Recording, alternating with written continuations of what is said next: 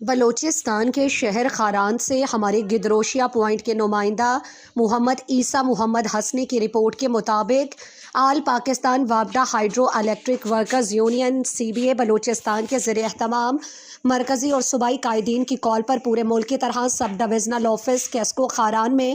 وابڈا hydro union کے عہدیداروں، circle Khuzdar کے جنرل سیکرٹری نور الدین بلوچ، سب زونل چیئرمین جلیل احمد نوشیروانی، حاجی گل حسن، حاجی گل محمد، محمد عارف چنال، خلیل الرحمان، سید بشیر شاہ، فقیر محمد نے احتجاجی مظاہرے سے خطاب کرتے ہوئے کہا کہ ساتھیوں کی پرموشن، اسٹاف کی کمی، کیسکو میں کارکنوں کی جانوں کی حفاظت، ان کے مسائل کے حل، ادارے کی ترقی، صارفین کی خدمت میں بہتری، بجلی چوری کی روک تھام اور دیگر مسائل کے لیے مظاہرہ کیا گیا۔ مظاہرین نے یونین کے جھنڈے اور پلے کارڈز اٹھا رکھے تھے اور اپنے حقوق کی خاطر اور تحفظ کے لیے نعرے بازی کی۔